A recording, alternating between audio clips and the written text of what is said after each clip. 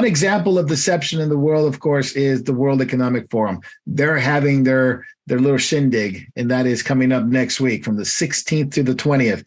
Of all the people that we've seen that are going to be invited, there was one conspicuous name, and that is Mr. Brian Kemp from the GOP state of Georgia, which is becoming maybe not GOP. He came out triumphant after beating Abrams, and now he's going to go rub elbows with the globalist. And of course, Gretchen Whitmer had been there, the governor of Michigan. Now he's there. Now, can any of you tell me, why is he going there? What is Brian Kemp trying to accomplish there? And some of the things that the World Economic Forum is going to be talking about is going to be equity, of course, climate change. It's going to be about ESG, and maybe that's the hook there. Brian Kemp has always been a globalist globalist light. And but there's a litany of people going there: Christopher Wray, Joe Manchin, John Kerry, Kristen Sinema. But the one I want to ask is about Brian Kemp. Jacob, you can start there. We'll go to David after that. You can comment on Kemp, or you can comment on the other list of luminaries that are going to be there. Well, first of all, the list of luminaries should come as no surprise, including Mr. Kemp. Mr. Kemp is a rhino.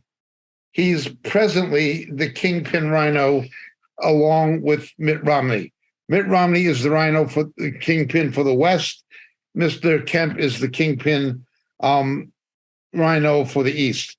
These are Republicans in name only. I call them something different. I call them Democrats who sit on the opposite side of the aisle.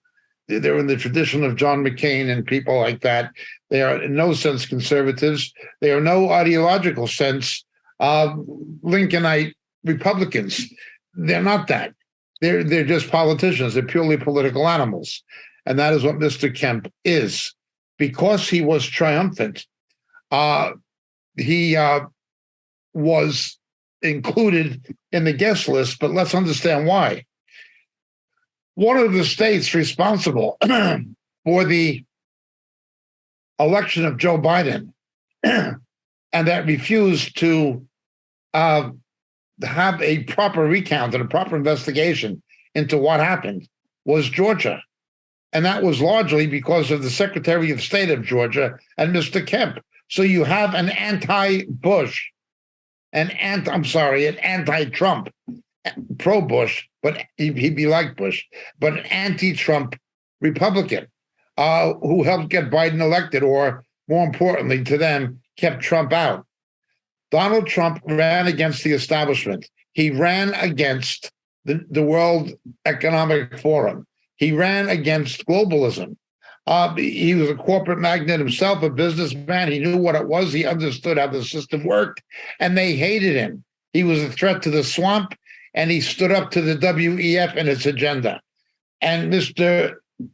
Kemp was one of their chief agents within the Republican Party of giving it to the party and to Donald Trump in the back. It was Romney in the West, and it was Kemp in the East. That is why he's there. What do you think, David?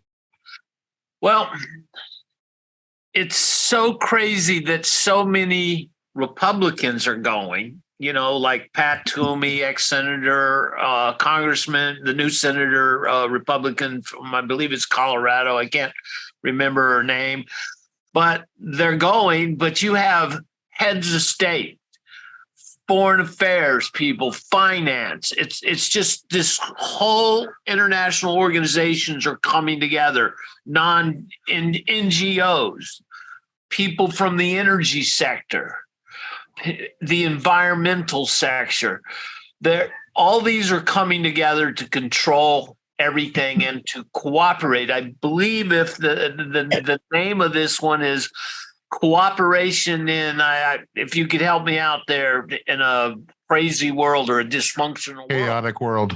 A chaotic world. Yeah. So if they can control every form of government and our lives, well, they're in charge and the table has been set for Antichrist. Of course.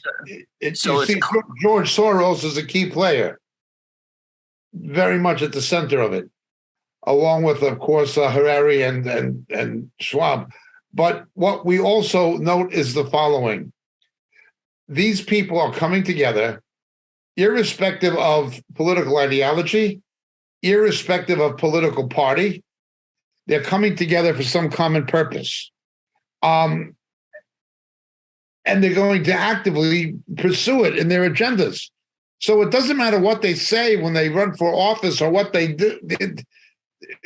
Watch what people do, not what people say. That's right. What's going to happen very clearly is they're going to construct a plutocratic techno-feudalism. We are going to see a plutocratic techno-feudalism.